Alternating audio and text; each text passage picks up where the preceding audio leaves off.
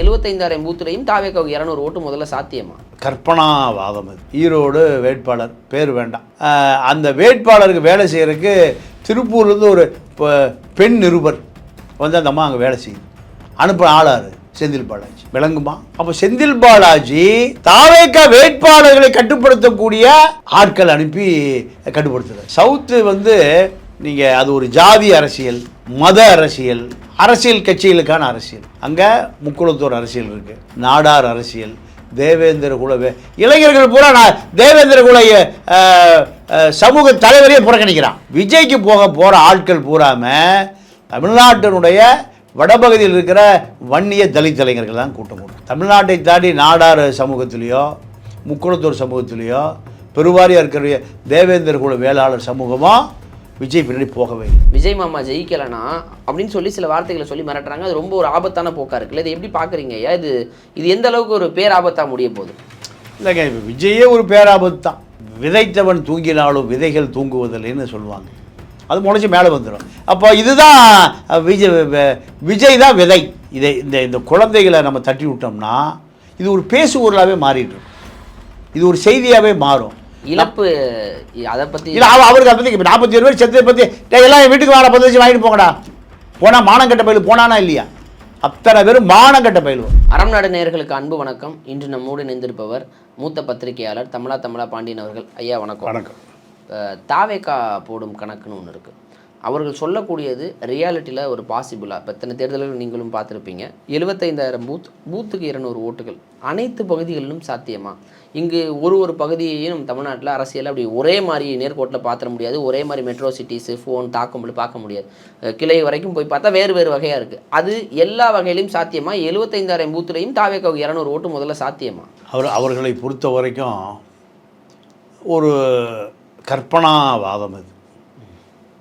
நீங்கள் வேட்பாளரை சரியாக தேர்வே செய்ய முடியல. பல வேட்பாளரை திமுக பர்ச்சேஸே பண்ணியிருக்காங்க.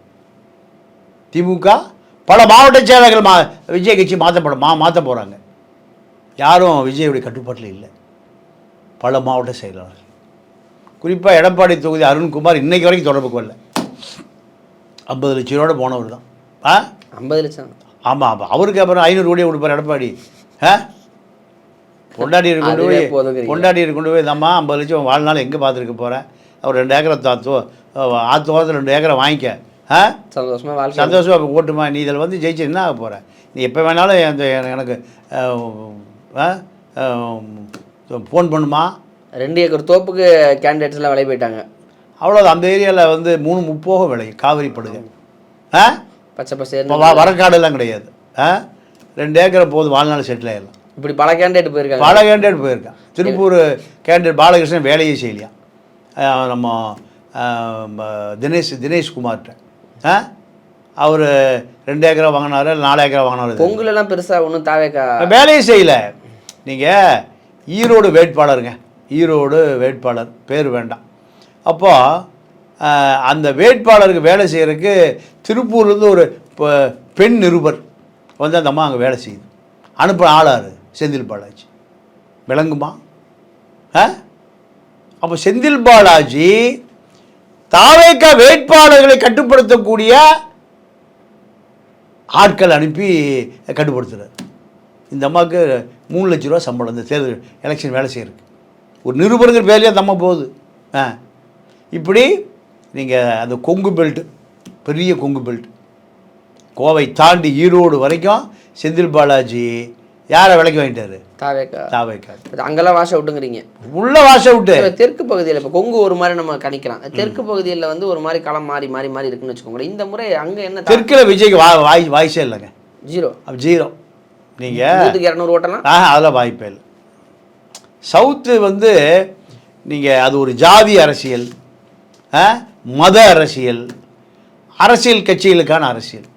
அங்கே முக்குளத்தோர் அரசியல் இருக்குது, நாடார் அரசியல், தேவேந்திர குல இளைஞர்கள் பூரா நான் தேவேந்திர குல சமூக தலைவரையே புறக்கணிக்கிறான். அவ்வளோ அரசியல் தெளிவாக இருக்கான். யார்?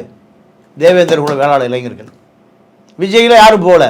விஜய்க்கு போகிற ஆட்கள் பூராமல் தமிழ்நாட்டினுடைய வடபகுதியில் இருக்கிற வன்னிய தலித் இளைஞர்கள் தான் கூட்டம் போடுறான்.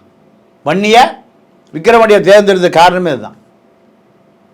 தமிழ்நாட்டை தாண்டி நாடார் சமூகத்திலேயோ முக்குளத்தூர் சமூகத்திலேயோ பெருவாரியாக இருக்கிற தேவேந்திர குல வேளாளர் சமூகமோ விஜய் பின்னாடி போகவே இல்லை. அவனுக்கு ஒரு அரசியல் இருக்குது, அவனுக்கு ஒரு ஜாதி அரசியல் இருக்குது. அந்த சமூக பின்னணியோடு பிணைந்து அங்க இருக்கக்கூடிய வாழ்வாதார சூழல்கள் எல்லாம் கருத்தில் வைத்து தான் அவர்கள் அரசியலை தேர்ந்தெடுக்கிறாங்க. அதனால விஜயை அங்க ஆதரிக்கல. சவுத்துல வாய்ப்பே இல்லை. இப்போ கொங்கு பகுதியும் அப்படித்தான் இருக்கு, மேற்கு மண்டலமும் நீங்க இப்போ வந்து வடமேற்குலையும் நார்த்லையும் இருக்கக்கூடிய இடங்கள்ல மட்டும்தான் விஜய்க்கு ஆதரவு. அங்க மட்டும்தான் நம்ம சொல்ற இந்த பூத்துக்கு 200 ஓட்டு கால்குலேஷன் ஒர்க்கா இருக்குன்னு சொல்றீங்க. சரி, எனிவேஸ் நம்ம ரிசல்ட்டை பார்ப்பாயா.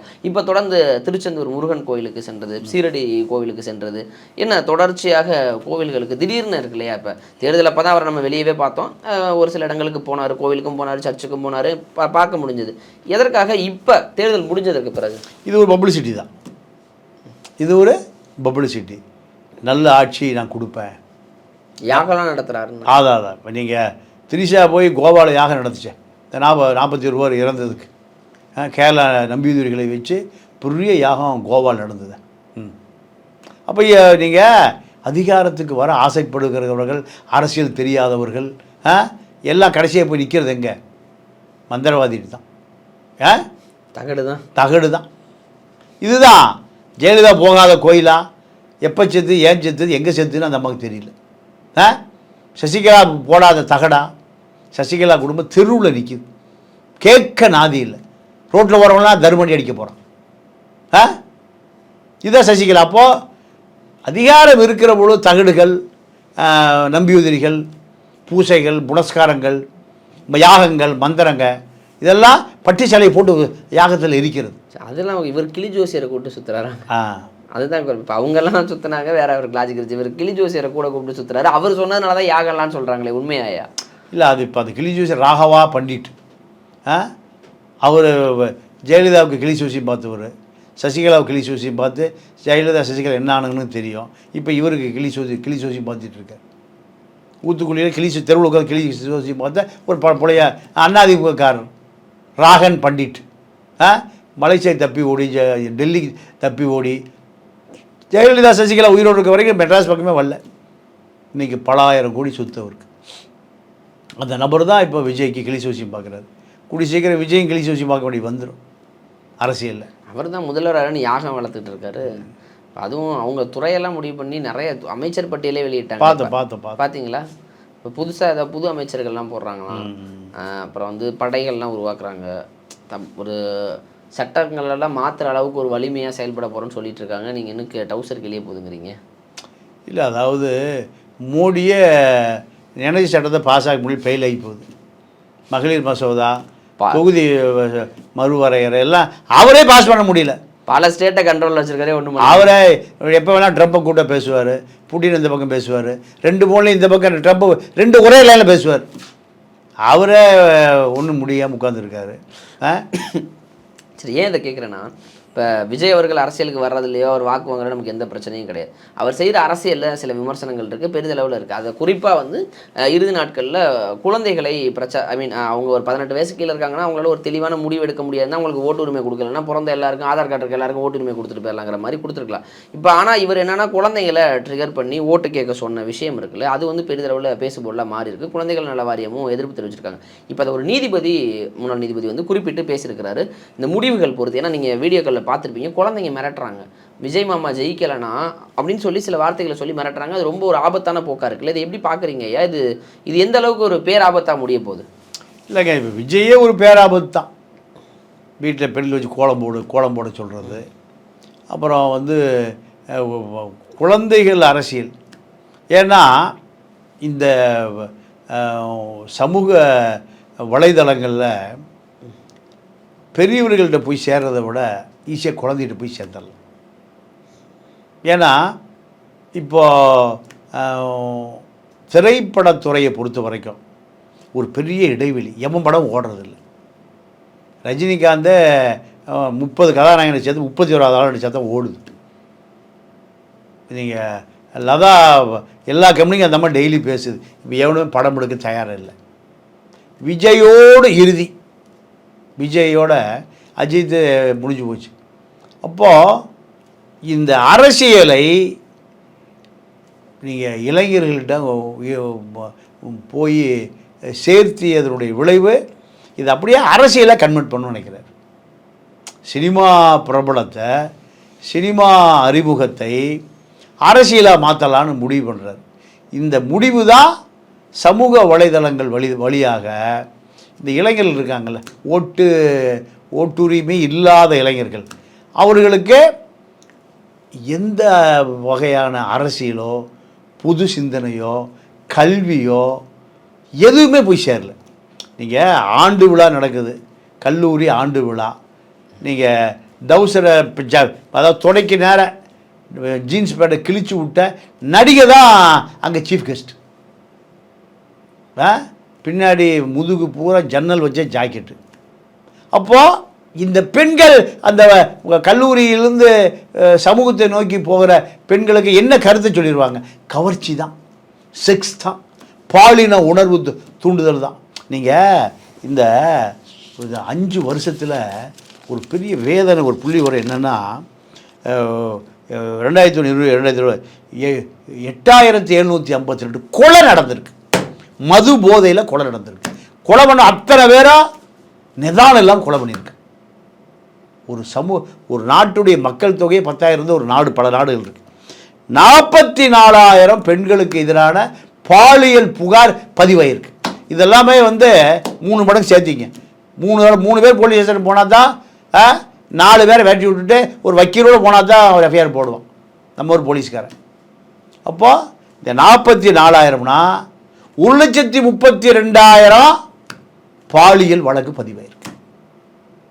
8,752 கொலைனா 2 மடங்கு, ஒரு 15,000 பேர் 20,000 பேர் செத்து போயிருக்கு.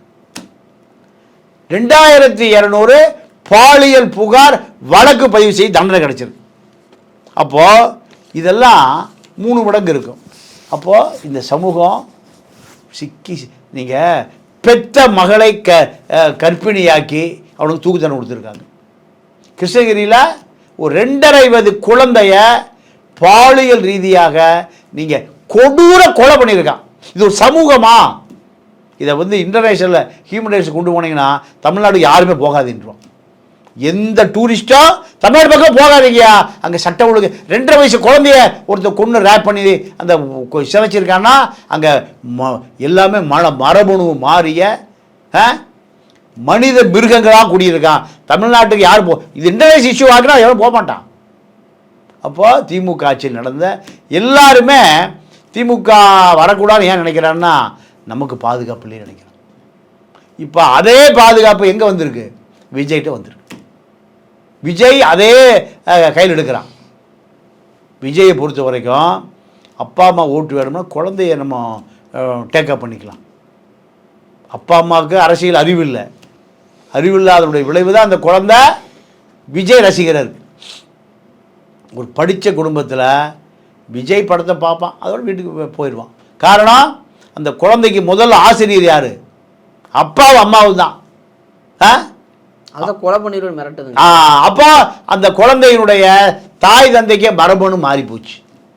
அவர்கள் தமிழர்களுக்கு பிறந்தவர்களோ தமிழச்சிகளோ அல்ல. ஒரு பார்ப்பன குடும்பத்தில் ஒரு குழந்தை வளருகிற பொழுது 5 வயசில் உலக அறிவு பூரா முதல்ல போதிச்சிடுறான். யார்? அப்பா அம்மாவும். அதுதான் அவர்கள் தான் முதல் ஆசிரியர்கள், பேராசிரியர்கள். விரிவுரையாளர்கள் யார்? அப்பாவும் அம்மாவும் தான். இங்கே அப்பா அம்மா என்ன சொல்கிறாங்க? என் குழந்தையை கொண்டுட்டு நானும் செத்து போயிடுவேன் விஜய் கொண்டு போகலைன்னா. அப்போ இந்த சமூகம் எவ்வளவு பிற்போக்குத்தனமாக இந்த திராவிட அண்ணாதுரை போன்ற அயோக்கியர்களால், கருணாநிதியை போன்ற கயவர்களால் இந்த சமூகம் எப்படி சீரழிக்கப்பட்டிருக்கு என்பதுக்கு விஜய் ரசிகை தான் காரணம். குழந்தை தான் ஆடுதுன்னா கூட சேர்ந்து 2 பேரும் ஆடுவோம். அதே தான். இப்போ அதுதான் நம்ம அந்த கரூர் நிகழ்வுலேயே பார்த்தோம். அது ஒரு விபத்தாக நடந்து ஒரு நடக்கக்கூடாத துயரம் நடந்தாலும் என்ன விஜய் நியாயப்படுத்துறான், அத்தனை நியாயப்படுத்துறான். விஜய் நியாயப்படுத்துறான், திமுக நியாயப்படுத்துறான், எல்லாரும் நியாயப்படுத்துறான். அதை இந்த விஜய் அவர்களை பக்கத்தில் பார்க்கறது எங்களுக்கு பாக்கியம். குழந்தை இறந்தா பரவாயில்லைங்கிற குழந்தை ஐசியூவில் படுத்துருக்கு, அதை அப்படியே போட்டு இங்கே விஜயை பார்க்க வந்துட்டாங்கிறான். விஜய் திரிஷா வீட்டில் படுத்து கிடக்கிறான். அப்போ இதான் அரசியலா?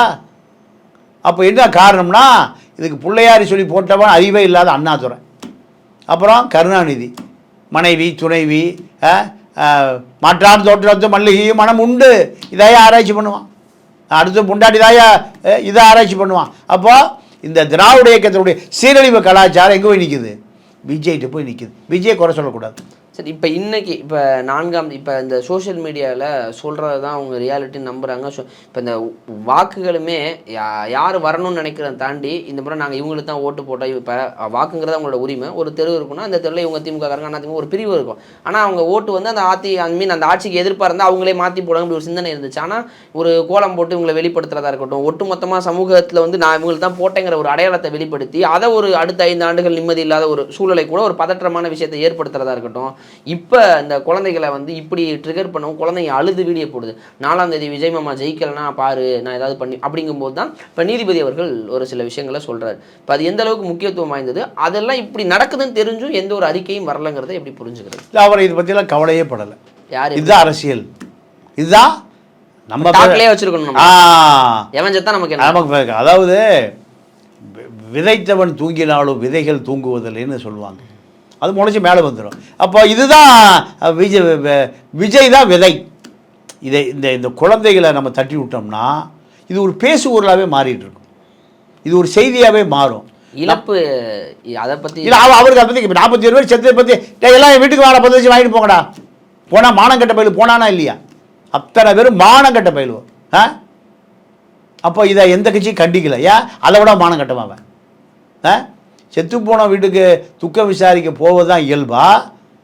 பனையூர் பண்ணலாம் எல்லாம் வந்து 10,000 வாங்கிட்டு போ. கள்ளலாற்றி ஆதவர்ஜனா ஒரு பெரிய மீடியா மாஃபியாவாக மாறிட்டான். அவன் கட்டுப்பாட்டில் எல்லா சேனல் இருக்குது, 10 சேனல் இருக்குது. அவர்கள் சொல்லுவதான் அது அது அல்லாமல் ஊடக சீனியர் ஜேர்னலிஸ்ட் சொல்கிற ஒரு பாதி பேர் அங்கே வேலை பார்க்குறான், பாதி பேர் இங்கே வேலை பார்க்குறான். எங்கே பெண்ணில் வேலை பார்க்குறான், மீதி வாய்ஸ் ஆஃப் கவர்மெண்ட் வேலை பார்க்குறான். இதுதான் டோட்டல் மீடியா. எந்த எதிர்ப்பும் வர்றதில்லையே, எந்த எதிர்ப்பும், எந்த செய்தி மீடியா போய் அவங்கள்ட்ட வேலை போன பிறகு அப்புறம் எவன் இவர்கள் விமர்சனம் பண்ணுவான்? பாருங்கள், இந்த சிபி செந்தில் உப்பு போட்டு இவனே உப்பு போட்டு சாப்பிட்றதில்ல. நாங்குநேரிலிருந்து புறப்பட்டு சுண்ணாம்பு காலவாயிலிருந்து புறப்பட்டு வர்ற நீயே உப்பு போட்டு சாப்பிட்றது இல்லையே. உனக்கு 4 கோடி பங்களா எப்படி வாய்ப்பு எப்படி வந்தது? எத்தனை பேர் லஞ்சம் வாங்கின? எத்தனை பேர் லஞ்சம் வாங்கி அவங்கள்ட்ட பணம் வாங்கியிருக்கேன்? உனக்கு சம்பளம் 4 கோடியா? இந்த 5 வருஷம் 4 கோடியா சம்பளம்? அப்போது ஊழல் பண்ணுறவங்கள்ட்ட மிரட்டி காசு வாங்குற இந்த நாங்குநேரி சுண்ணாம்பு கால்வாய் சீப்பு செந்தில் உப்பு போட்டு சாப்பிட்டு. ஏன்னா திமுக ஆட்சி போச்சுன்னா வருமானம் வராது, திமுக ஆட்சி போச்சுன்னா லஞ்சம் வராது, டிரான்ஸ்ஃபர் பண்ண முடியாது, போஸ்டிங் போட முடியாது, மிரட்ட முடியாது, போலீஸ் பயப்படாது. இதுக்கு தான் அவன் உப்பு போட்டு சாப்பிடாத அந்த நாங்குநேரி சுண்ணாம்பு கால்வாய் நீங்கள் எல்லாம் உப்பு போட்டு சாப்பிடுறேன்னு கேட்குறாரு. அப்போ அரசியல் எவ்வளோ தாழ்ந்து போச்சுன்னு. அரசியல்வாதி அயோக்கியனா போயிட்டான், அதிகாரி அதை விட அயோக்கியனா போயிட்டான், அதை விட அயோக்கியனா யார் போயிட்டான்? ஊடகம் போயிடுச்சு. இதுதான் பெரிய வேதனை. எனிவேஸ் அதான் இப்போ நீங்கள் தொடர்ந்து சொல்வது இந்த ஊடகங்களில் கட்டமைக்கப்படுவது உண்மை அல்ல, அது ஒரு போலி, அது தேர்தல் முடிவென்று தெரியும் அப்படின்னு சொல்கிறீங்க. நம்ம அதை பொறுத்து தாங்க பார்க்கணும். ஏன்னா என்ன நடக்குதுங்கிறத மக்கள் என்ன மாதிரி முடிவு கொடுத்துருக்குறாங்க, யாருக்கு பெரும்பான்மை கிடைக்கப்படுதோ அல்லது தொங்கு சட்டசபையை நோக்கி நகரப்போகிறதா அப்படின்னு. இப்போ ஒருவேளை தொங்கு சட்டசபை அமையும் பட்சத்தில் விஜயோட தயவால் யார் ஆட்சி அமைக்க போகிறான்? தொங்கு சட்டசபைங்கிறது தமிழ்நாட்டில் வாய்ப்பே இல்லைங்க. எந்த காலத்திலுமே கிடையாதுங்க, இனிமேலும் கிடையாதுங்க, இப்போவும் கிடையாது, எப்பவும் கிடையாது. ரெண்டு அதிகார மையம் தான் இருக்கு. ஒன்று திமுக, அதிமுக. இவன் எப்படி இவனை காப்பாற்றுவான்? எம்ஜிஆர் மரணம் ஆன பிறகு 97 சட்டமன்ற உறுப்பினர் இருக்காங்க. அது 35 பேர் ஜெயலலிதா கடத்திட்டு போயிட்டாங்க. வீரப்ப ஜானகி 2 பேருமே கருணாநிதி எங்களுக்கு ஆதரவு விடுன்னு கேட்குறாங்க. ஆதரவு கடிதம் வாங்கிட்டு கவர்மெண்ட்டை கவுத்திட்டு அவர் வந்துட்டாராச்சு. இது நம்ம அப்படி நடக்குமா? தொங்கு சட்டசபை என்பதை அரசியலே மூளையில் பதிவாகாத முட்டாள்களுடைய வாதம். 3 கட்சி இருந்ததுன்னா தொங்கு சட்டசபை. இங்கே 2 கட்சி தான். திமுக காரன் அதிமுக ஆட்சி அமைப்பதற்கு ஆதரவு கொடுப்பானா? அப்புறம் இல்லை திமுக தான் அதிமுக ஆதரவு கூட ஆட்சி அமைக்குமா? இரண்டும் சாத்தியம் இல்லைங்கும் போதே சாத்தியம் இல்லை. மூளை பிறண்டு போன முட்டாள்களுடைய சித்தாந்தம் தான் தொங்கு சட்டசபை. அவர்களோட என்ன கணக்குனா, விஜய் 40 எம்எல்ஏ வாங்கிடுவார், அதை வச்சு அவர் கர்நாடகாவில் ஆன மாதிரி இங்கே முதல்வர் ஆயிடுவார் அப்படிங்கிற கணக்குகளை போடுறாங்க. இது எல்லாமே கணக்குகளாகத்தான் இருக்கும் அப்படின்னு சொல்கிறீங்க. பொறுத்து வந்து பார்ப்போம் ஐயா. நேரம் கொடுத்ததற்கு நன்றி. வணக்கம்.